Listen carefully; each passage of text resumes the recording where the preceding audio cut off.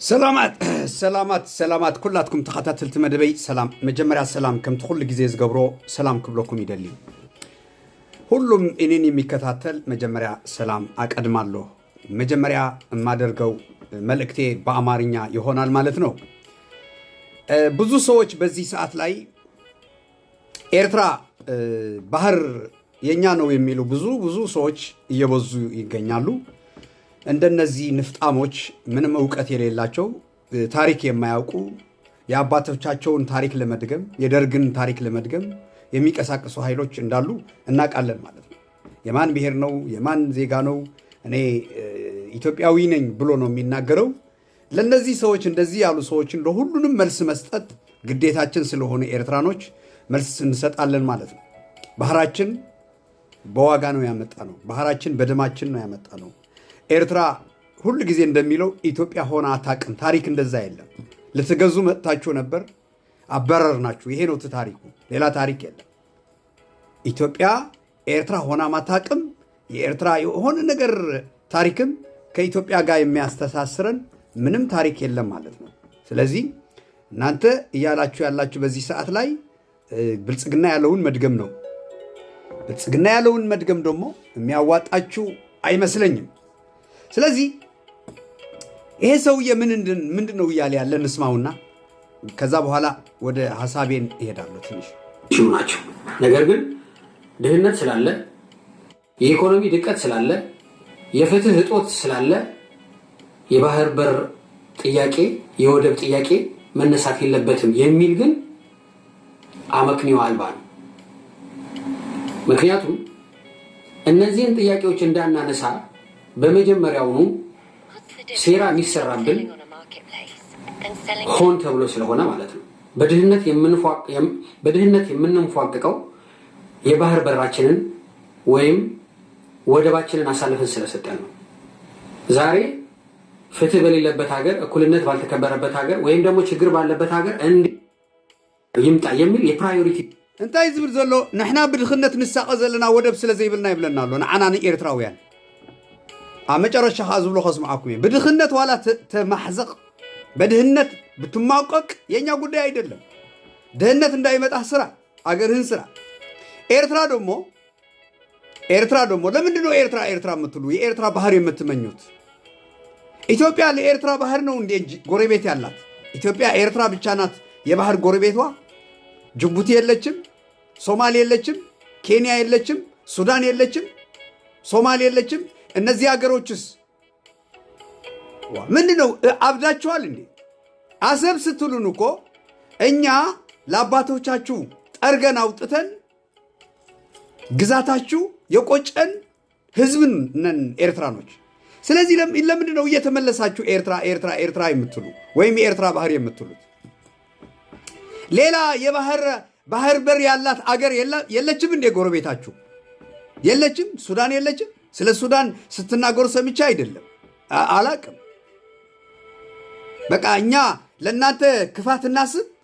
እንበታትናችሁ ማህላችሁ ገብተን መበታተን አለብን ማለት ነው እኛ ሰላም እንድንኖር እያረጋችሁ ያላችሁ ትክክል አይደለም በእኛ ባህር አትመኙ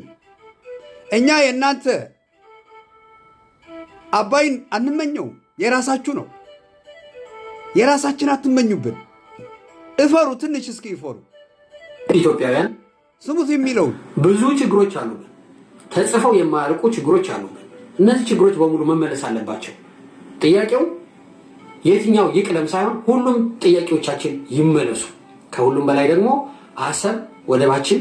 በእጃችን ሊገባ ይገባል ለይሄን ምልበት ደግሞ አንድ ምክንያት አለ አሰብ አንተ ፎቃቃ አሰብ ያንተ ሆኖ አያቅም ታሪክ የለም እንደዛ የሚለው በታሪክ ናስኪ ታሪክ ይዘህ ምጣ እዚህ ተደራደር ተነጋገርኛ ጋር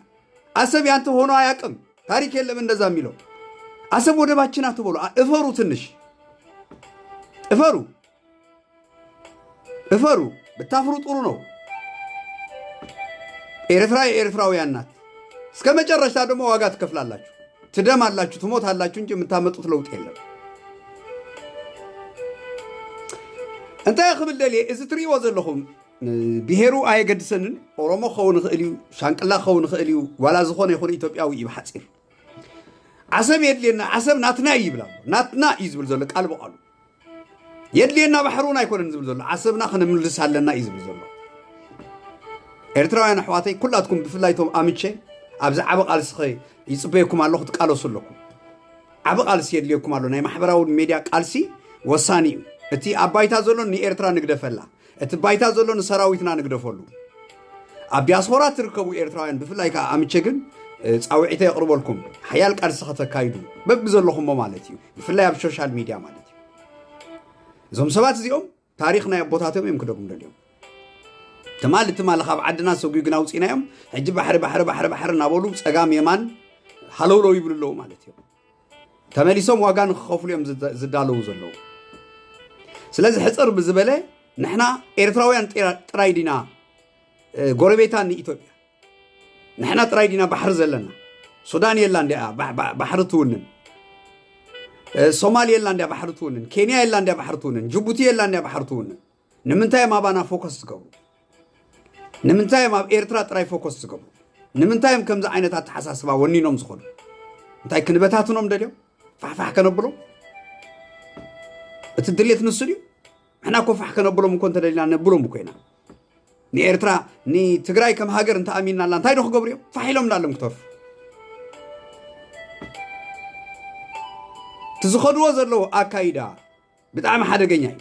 እቲ ዝኸድዎ ዘለዉ ጉዕዞ ብጣዕሚ ሓደገኛ እዩ ስለዚ ንስኻትኩም ብፍላይ ከዓ እቶም ዝነግረኩም ዘለኹ ኣምቼ ኤርትራውያን ኣሕዋተይ ኣብዚ ፎከስ ጌርኩም ክትሰርሑ ፃውዒተ የቕርበልኩም ብፍላይ ከዓ ነቶም ናይ ኣምሓራ ኤሊት ዝበሃሉ ክትሕዝቦምን ምስቶም ናይ ኣምሓራ ኤሊት ኮንታክት ክትገብሩ ምስቶም ናይ ትግራይ ኤሊት ኮንታክት ክንገብር ግዜ ይፅበየና ኣሎ በቃ ንሕና ናትና ስራሕ ንሱ እዩ ካልእ ስራሕ የብልናን ብኣካል ዝቃለስ ሰራዊት ኣለና ብኣካል ዝማጎት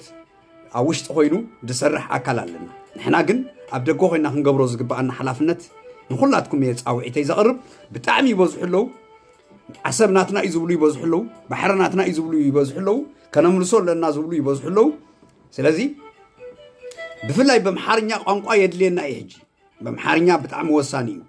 እቶም ኣምሓርኛ ትዛረቡ ሰባት ካባይ ጀሚርኩም ኩላትና ነዚ መፂና ዘሎ ደበና ክንጋልሆ ክንስዕሮ ከነዳኽሞ ሓላፍነት ኣለና ማለት እዩ ስለዚ ኣብ ሶሻል ሚድያ ዋላ ሓንቲ ዝገብርዎ የለው እናበልና ሸለል ከይንብል ፅልዋ ኣለዎ ናይ ሶሻል ሚድያ ስለዚ ኩላትና ኤርትራውያን ኢድን ጓንትን ኮይና ነዞም ከምዚ ዓይነት ኣካይዳ ዝኸዱ ዋጋ ክነኽፍሎም ክንምልሰሎም ግቡኦም ክንህቦም ሓላፍነትና እዩ ማለት እዩ ባሕሪ ግን ጭራም ባሕሪ ኣይትረኽቡን ኢኹም ባሕሪ ናይ ኤርትራ እዩ ባሕሪ ኣብ ኤርትራ ሕቶ እንተልይኩም ሕቶ ባሕሪ ብክራይ ክትጥቀሙሉ ትኽእሉ ኢኹም እዚ ኸማን እንተፈትያ ኤርትራ ጥራይ ካብኡ ሓሊፉ ግን እስኻትኩም ናትና እዩ ባሕሪ ኢልኩም ተመኽኒሉ ኣብነት የለን እስኻትኩም ባሕሪ ናትና ኢልኩም ትህድድሉ ኣብነት የለን ስለዚ ክንቃለሰኩም ኢና ከም ናይ ኣቦታትኩም ከዓ ክትሰዓሩ ኢኹም ማለት እዩ ስለዚ ብፍላይ ኣብዚ እዋን እዚ ተቃዋማይ ደጋማይ ገለመለ ኣይኮነን ኤርትራ ከም ኤርትራዊ ኩላትካ ደው ክትብል ኣለካ ንኤርትራ ዝመፃ ዘሎ ተፃብኦ ከተምክን ኩላትካ ደው ክትብል ኣለካ ኩላትካ ዋጋ ክትከፍል ኣለካ ኩላትካ ክትቃለስ ኣለካ ክብል ይደሊ ስለዚ ንስኻትኩም ከንታይ ርእይትኹም ኮመንት ተቐምጡለይ ሓሳብኩም ኣቐምጡለይ ርእይቶኹም ኣቐምጡለይ ሰብስክራይብ ግበሩ ሸር ግበሩ ነዚ ሚድያ ከዓ ዕብይዎ ክንምልሰሎም ብዩቱብ ክንምልሰሎም እንተኮይና ንስኻትኩም ሓጉዙና ነዚ ዩቱብ ኣቲኹም በዚ ባዮ እዞም ኣብ ቲክቶክ ትከታተሉን ዘለኹም በዚ ባዮ ኣቲኹም ሰብስክራይብ ግበሩ ሸር ግበሩ ዕብይና ከም ሜድያሲ ዕብይና ንቃለስ ኢና ዘለና ዩቱብና ስጋብ ሕጂ 19,000 እዩ ዘሎ ፕሊዝ ኩላትኩም ነዚ ጉዳይ ዝውን ኣግምት እትዎ ክንቃለስ ክንምልሰሎም ዋጋ ከየኽፍሉና ብሓሳባት እውን ክንምክቶም ክብለኩም ይደሊ ናይ ኩላትና ቃልሲ እዩ ኤርትራውያን የቐኒየለይ ኤሪ 24 ሚድያ ሓውኹሜ ካብ ኤሪ 24 ሚድያ ቴድሮስ ሓውኹሜ የቐኒየለይ በርትዑ